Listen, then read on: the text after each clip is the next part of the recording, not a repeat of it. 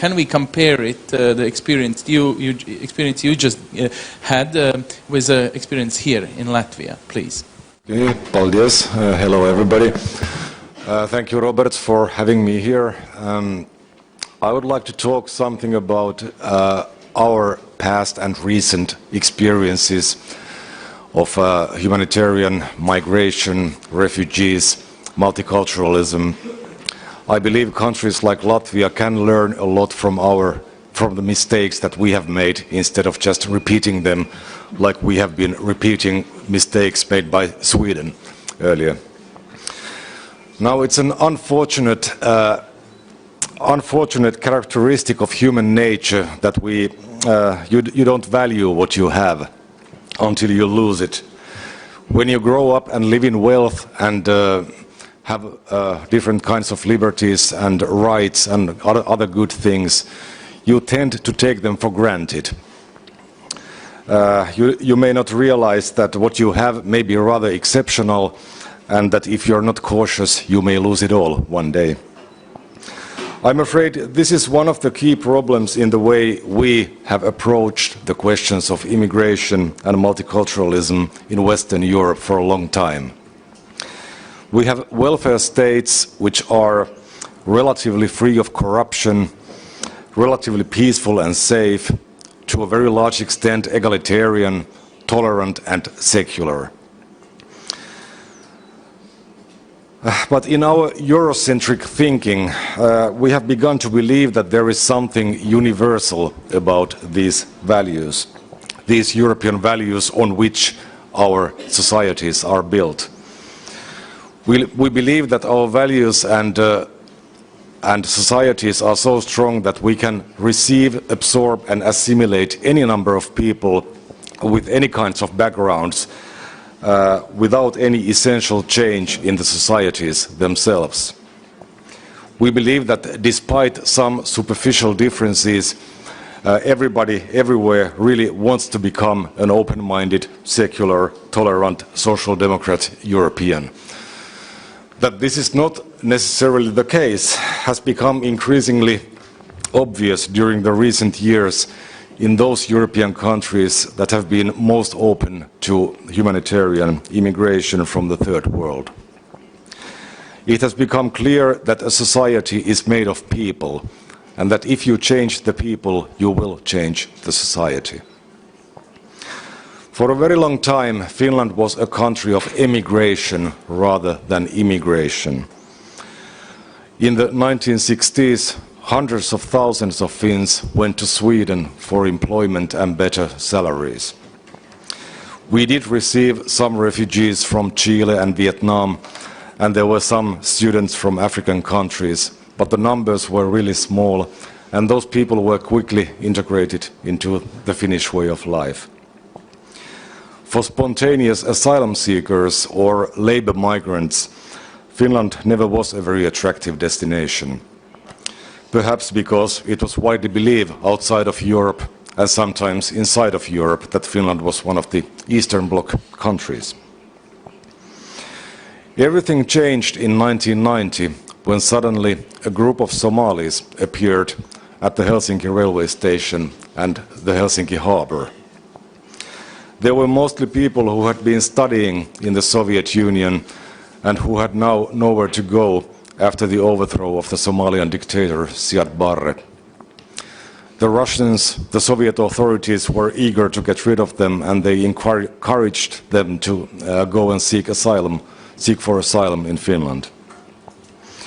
With this initial group of Somalis, the name of Finland became known in Somalia. And today there are some 20,000 first or second generation Somali immigrants living in Finland.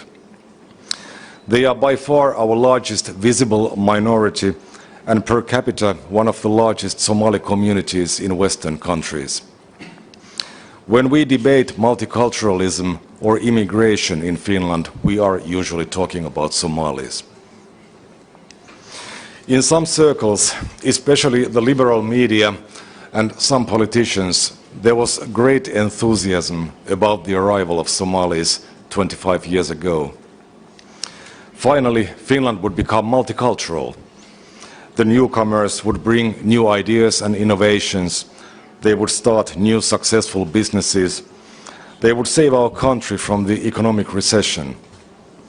They would also enrich our culture and even improve our genetic pool. If you read the editorials from the 90s, you get the impression that Finland was on the brink of imminent collapse, prevented only by the arrival of Somalis. Little by little, the attitudes and expectations became more realistic. Today, the employment rate of Somalis is below 15%, and this figure has remained remarkably stable regardless of the general economic circumstances. Most of the Somalis, as well as other humanitarian immigrants, concentrate in the Helsinki region, where they put a disproportionate burden on the municipal welfare systems.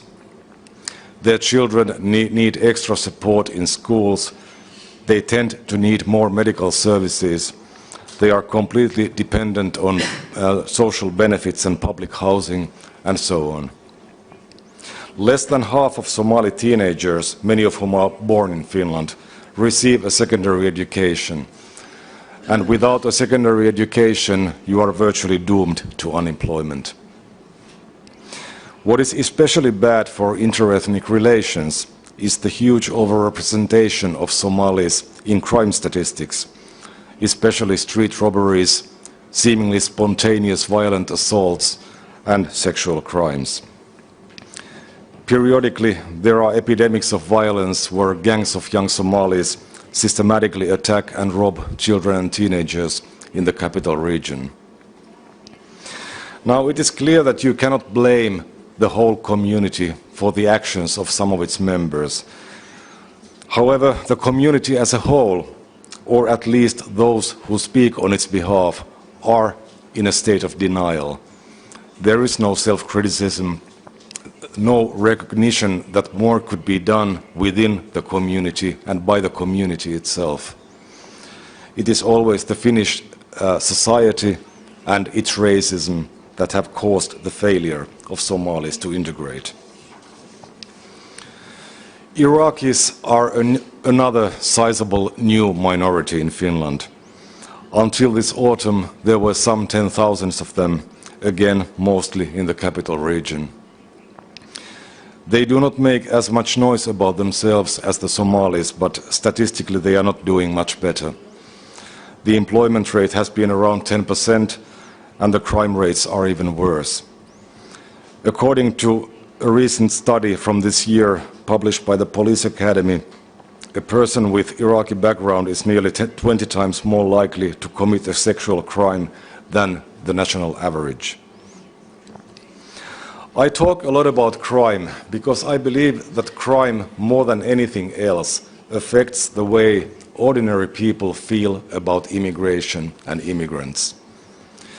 People are understandably concerned about their own safety and the safety of their children. What we have witnessed is not just a quantitative change in the number of crimes, but also a qualitative change in the types of crimes. The number of immigrants in Finland has been and still is low compared to many otherwise comparable nations. Around 5% of the population is born abroad. We do not have no-go zones or the low-intensity urban warfare that we can witness in some French or Swedish cities. This has created the false impression that we have been more successful in integrating the immigrants, when in truth it's only a question of numbers. We have failed to integrate even small immigrant communities, and it doesn't seem logical to assume that we will manage better if those communities grow larger. Those who advocate immigration and more multiculturalism often make reference to countries like the United States. After all, it was built by immigrants. More than 1 million Finns emigrated to the US. Why could not immigration be a success story also in our country today? Well, in my opinion, there are several significant differences. Firstly, the migrants who went to the US 100 years ago are not the people who are coming to Europe and Finland today. The people who come to Finland and Europe today often see the world, the society, the gender issues, the role of religion very differently from us. Many of them see our way of life not as something to be imitated, but rather as something to be isolated from. Secondly, the migrants who went to the US 100 years ago had skills that were needed then and there. They found employment in industry, agriculture, mining, forestry, and so on. In today's post-industrial Europe, those who arrive very often cannot do anything that anybody else is willing to pay for. The public sector cannot employ everybody. Thirdly, we have an extensive welfare state which is funded by taxing heavily those who work. I am not ideologically opposed to the concept of welfare state, but it was created in the 70s and 80s in a very different world. Finland was a culturally homogeneous Protestant society. Although it was possible to live on social benefits, there was a strong social pressure against doing so. The benefits were understood to belong to that small and relatively stable portion of population who were simply incapable of supporting themselves. Most people accepted the high taxes because they perceived that the money was spent for our common good. To put it very simply, welfare state and open borders are not compatible.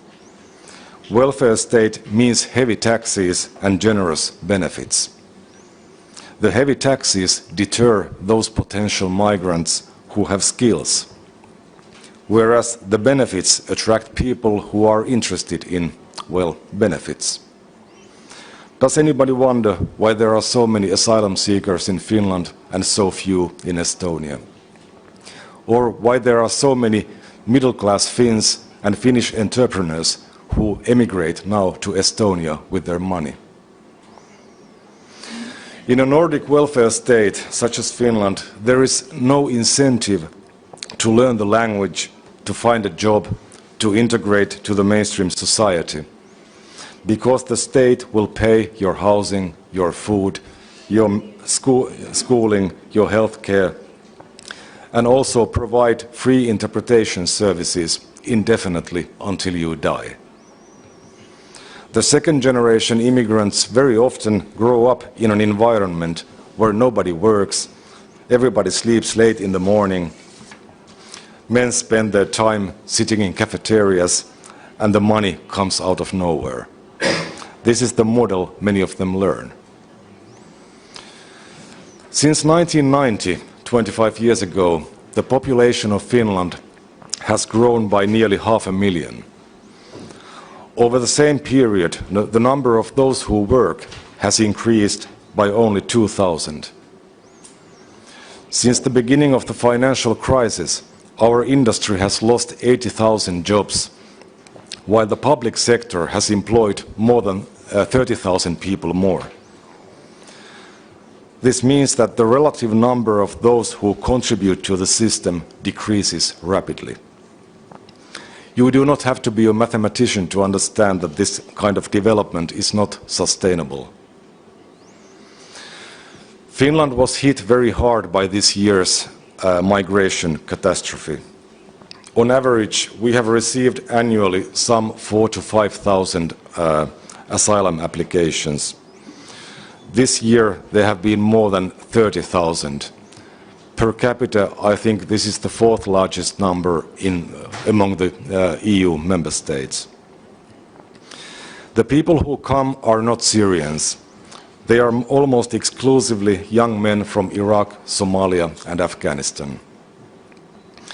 They come through Germany, Denmark, and Sweden because they are much more likely to be granted international protection in Finland than in almost any other country. Our legislation was simply not prepared for Finland becoming a major destination for migrants. As somebody said earlier, all member states try to encourage the migrants to keep going, move to the next state, but in the case of Finland we can't of course do that because the next country is Russia.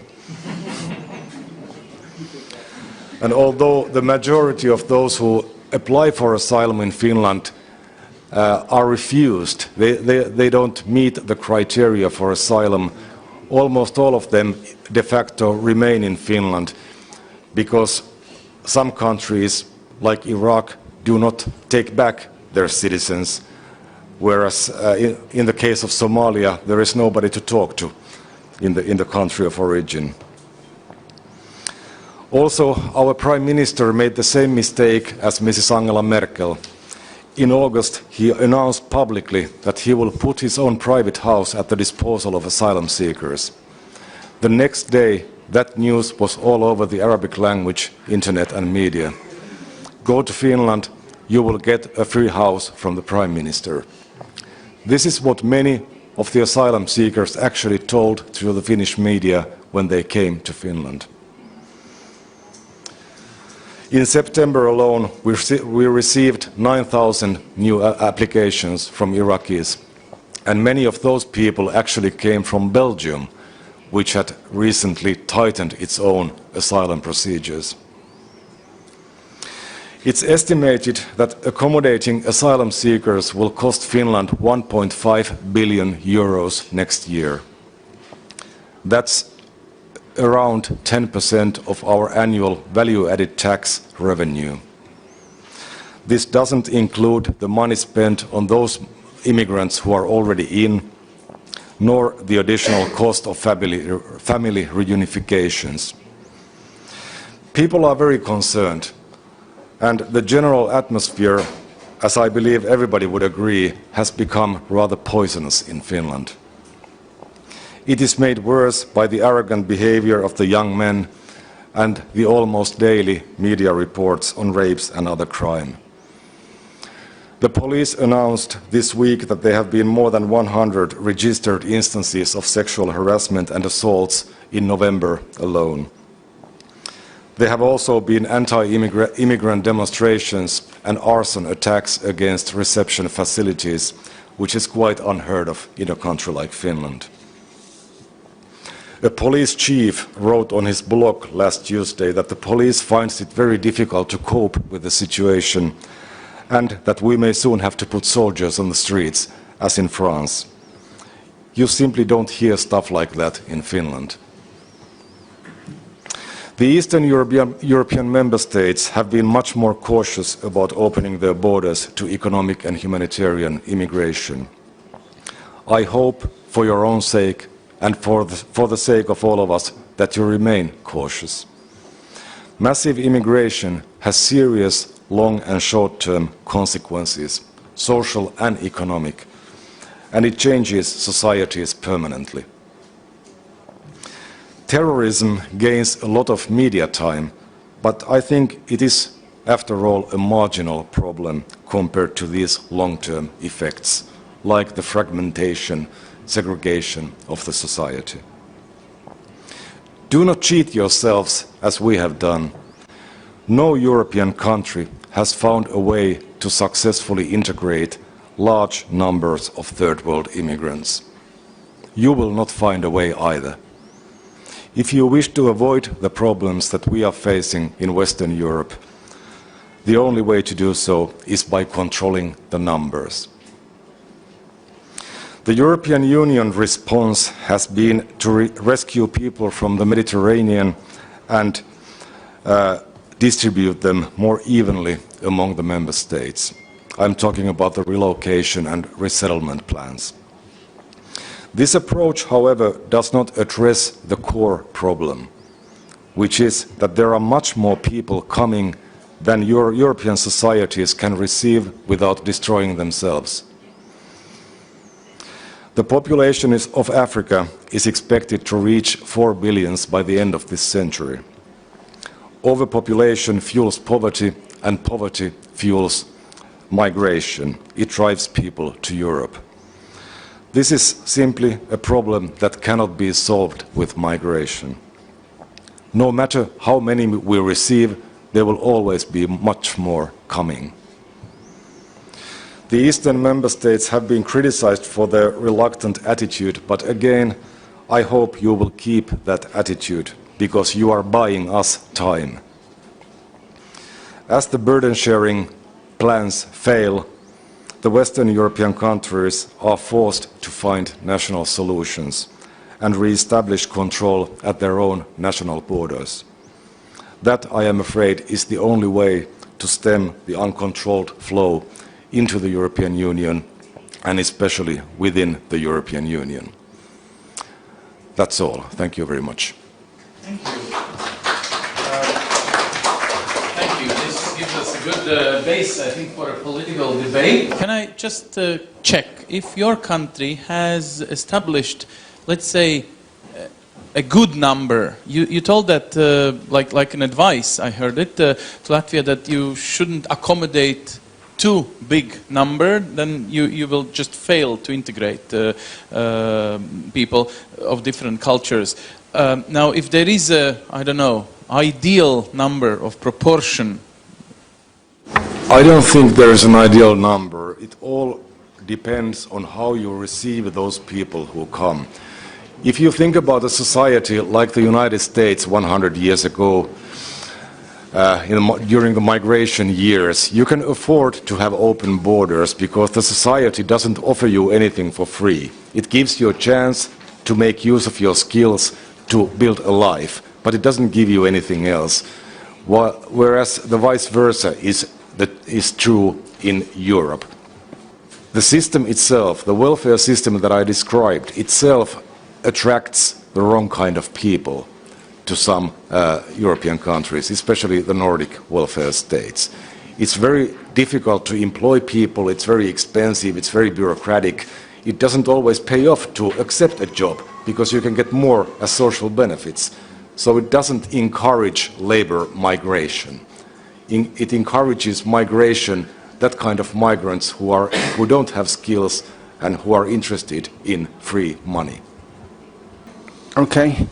Well, just to make a point, of course, that the United Kingdom is not part of Schengen, and therefore we actually have rather effective border controls, and we're implementing increasingly strong controls over employment. So it's even if people enter the country illegally, it's quite difficult for them to. It will be increasingly difficult for them to get work. But an interesting point is about the Somalis in Finland. I think that when you talk about multiculturalism and immigration, you have to distinguish non-Europeans one from another. The fact is that in the United Kingdom, the Somalis have a very high unemployment rate, and in fact many of the features described about Somalis in Finland. Whereas on the other hand, Indians, for example, are very successful economically and have integrated very well. And Hindus, for example, and many still practice their religion, and yet they've integrated well into Britain. So I think one has to be cautious about generalizing and saying all people from Africa or from Asia are difficult to integrate into Western economies because of Western society, because we've integrated quite a diverse selection of people from over the world rather well. But we've not been very successful with Somalis, and I think Finland's problem may be partly the particular nature of its immigrants. You wanted to react on reaction. Yes, to save time, I actually left out one part of my presentation. I completely agree with you. There are why Finnish racism doesn't work very well as an explanation is that there are other exotic minorities in Finland, such as the Indians or the Nepalese, who have integrated very well, whose employment rate is much higher than that of the native population. I agree with you. You shouldn't generalize. You shouldn't lump together all different types of immigration. You should separate, first of all, humanitarian immigration from labor migration and make all kinds of distinctions. There are different kinds of people coming out of different motives from different parts of the world. That's true. But it seems to be a trend in the debate on multiculturalism that you confuse these things when it suits your agenda. If you are very much pro-immigrant, you want to open the borders for humanitarian immigration, you show OECD migrants as successful examples of how beneficial immigration is to your country.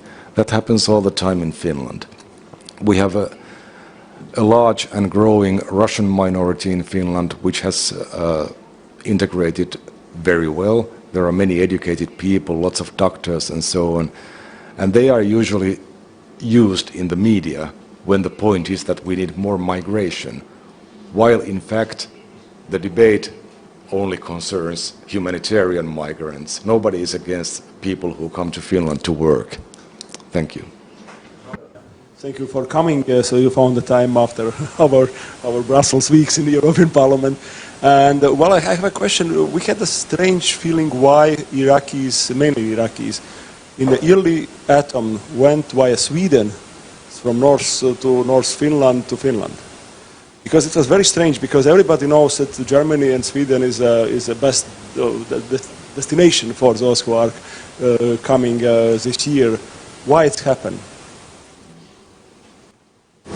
Yes, well, as you probably know, as most of you know, that according to the Dublin regulation, the first country of entry should be responsible for processing the asylum application.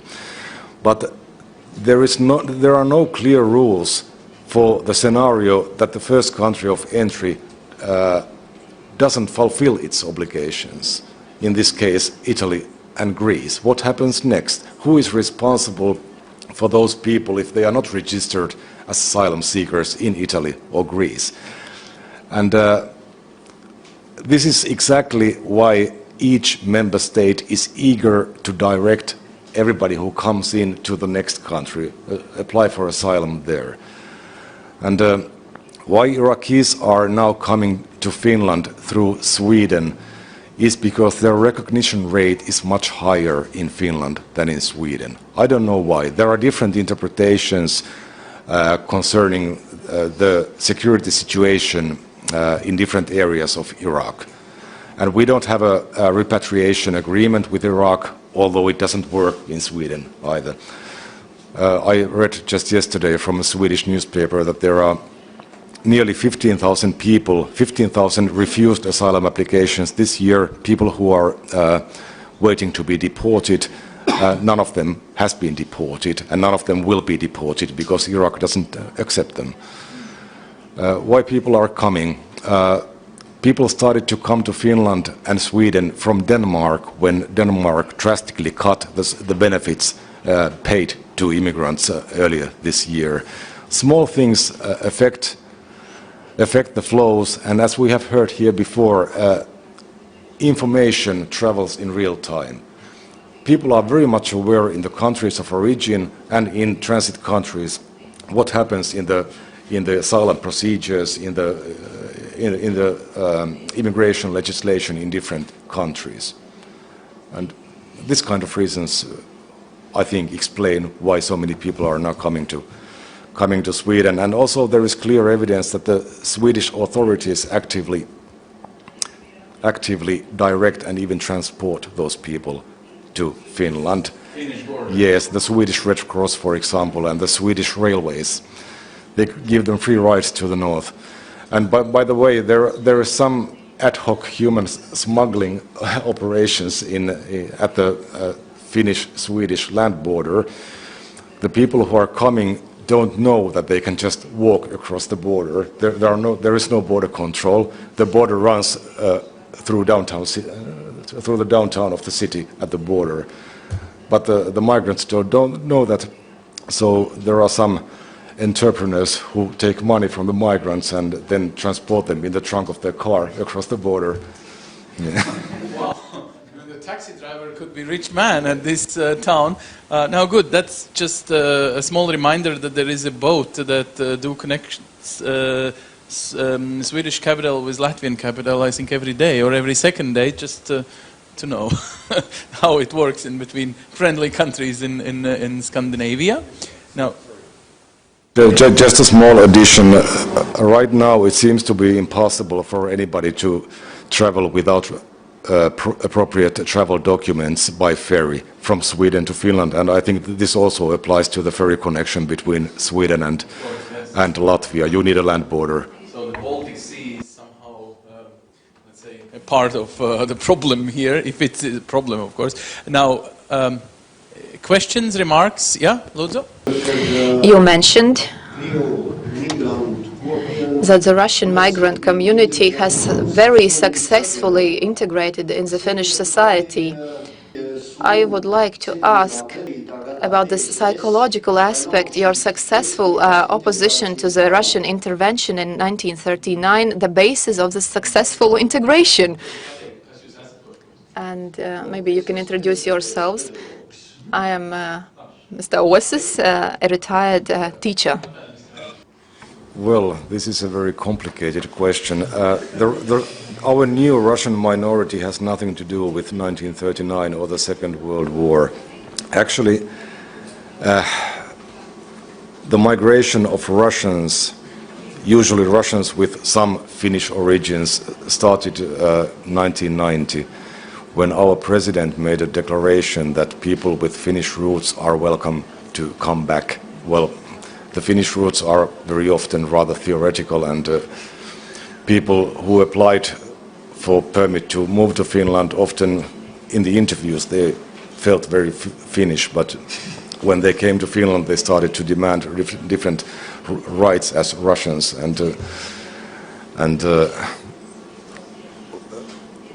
well, when I say that they are well integrated, I mean that they are statistically well integrated if you take into considerations stuff like employment rate and well, criminality, things like that. They usually learn the language pretty fast. They are usually rather well educated, and of course there are concerns about the growing Russian minority. When you consider the development in Russia, many people, including myself, are concerned that Mr. Putin might want to use the Russian-speaking minority in Finland as a fifth column, regardless of whether they themselves want to be such or not. But, well, using meaningful parameters, I believe they are very well integrated. I believe that we have to close this session.